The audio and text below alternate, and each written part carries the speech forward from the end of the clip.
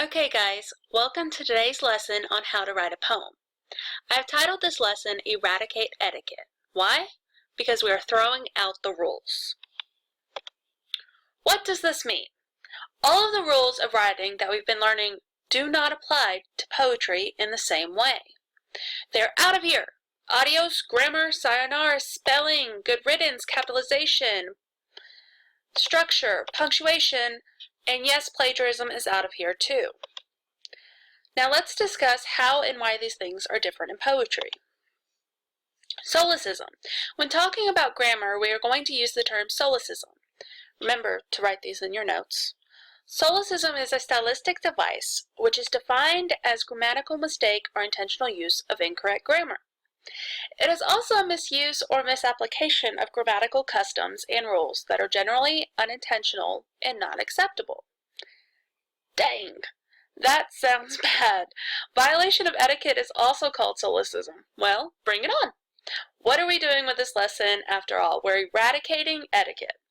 Here are some examples by Tennyson and Shakespeare. He works his work, I mine. Why is this sentence wrong? Because grammatically, works cannot agree with I works mine is not grammatically correct. But it works for Tennyson and I. This was the most unkindest cut of all. Shakespeare is a bad boy. He uses two grammatical errors in one line. The word unkind becomes unkindest, and he adds most. Not grammatically correct, but it helps to highlight the importance of the phrase. Okay, when talking about spelling, we are going to use the phrase satiric misspelling. It is an intentional misspelling of a word, phrase, or name for rhetorical purpose. The most common example is replacing letters that sound alike, like cool with a K. Or you can go a bit farther, like the second example, fantasy. F is replaced with PH. However, it doesn't have to be just letters. You can change the spelling of a word using a symbol. In this example, Uncle Sam is spelled with a $sign. I will probably be writing about a connection between Uncle Sam and money. Next, we are talking about capitalization. Remember, rules are gone. You no longer have to capitalize at the start of a sentence or only proper nouns. But when reading works, you do want to know if the seemingly random capitalizations are capitonym or emphasis. Capitonym is when a word's meaning is changed by whether or not it is capitalized. The poetic license plays a factor when the poet is using capitalization to draw emphasis. A turkey may march in Turkey in May or March. The words that are capitalized change the meaning of the text. One turkey is a bird and the other is a country. When a poet uses capitalization for emphasis, it will look a bit like William Blake's London. In every cry of every man, in every infant's cry of fear, in every voice, in every band, the mind-forged monocles I hear. Man and infants are capitalized. They are not proper nouns. The poet is trying to draw emphasis to these two words. When talking about sentence structure, we'll be using the term asciditon. It is a stylistic device used to intentionally eliminate conjunctions between phrases and in the sentence. This is the villain among you who deceived you, who cheated you, who meant to betray you completely. This is from Aristotle.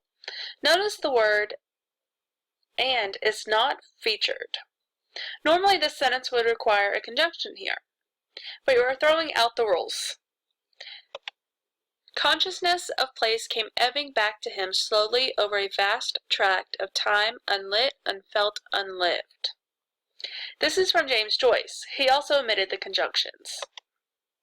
Without and or between unlit, unfelt, unlived, Joyce is creating a frantic and hurried effect.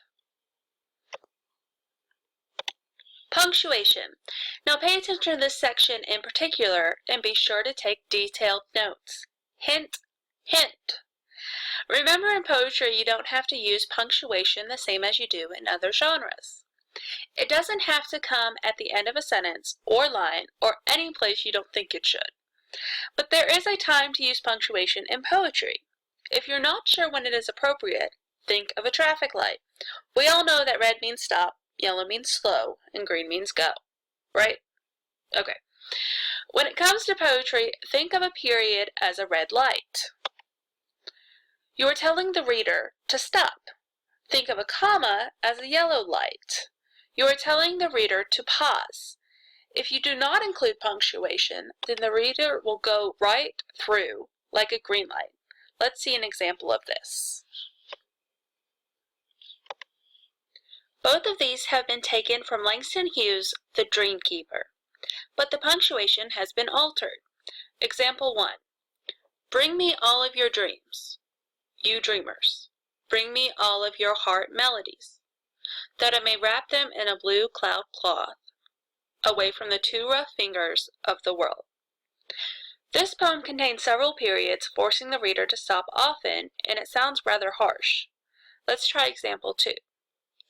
Bring me all of your dreams, you dreamers. Bring me all of your heart melodies, that I may wrap them in a blue cloud cloth, away from the too rough fingers of the world. This poem only contains one punctuation mark at the very end. It feels a little too fluid, like the reader doesn't have time to appreciate the detail. Let us look at Hughes' poem in the way Hughes intended. Bring me all of your dreams, you dreamers. Bring me all of your heart melodies, that I may wrap them in a blue cloud cloth, away from the too rough fingers of the world. He has a couple commas where readers are to pause, and one period to stop at the end. Notice how the samples compare.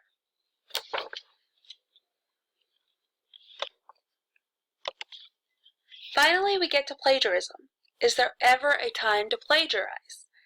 In a sense, yes. Cento or collage poems are composed entirely of lines from other sources. You still give authors credit for their lines, but you take credit for the work in a cento or collage poem. Let us look at an example composed of lines from Charles Wright, Marie Poinsett, Emily Dickinson, Sylvia Plath, and Samuel Beckett. In the kingdom of the past, the brown-eyed man is king. Brute, spy, I trusted you. Now you reel and brawl.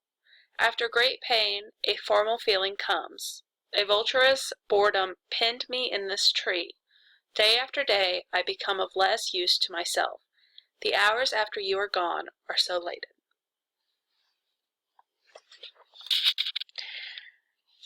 Now, you will always want to mention where the lines came from. But notice that you will not use quotation marks, paraphrase, or use in-text citation as you would in another genre. Last is something I didn't mention in the beginning. We are getting rid of all of those rules. But you can get even crazier than that. You can make up words. There are some great examples of this. Shakespeare and Lewis Carroll loved to make up words. However, my favorite is Dr. Seuss. Here's an excerpt from the book, There's a Wocket in My Pocket. Sometimes I feel quite certain there's a curtain in the curtain. Sometimes I have the feeling there's a lock behind the clock.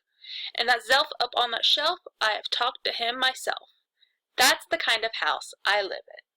I don't know about you, but I'm ready to move in. I hope you all enjoyed this video. Thank you for watching. There will be a quiz in the morning on punctuation in poetry, so if you did not take detailed notes, go back.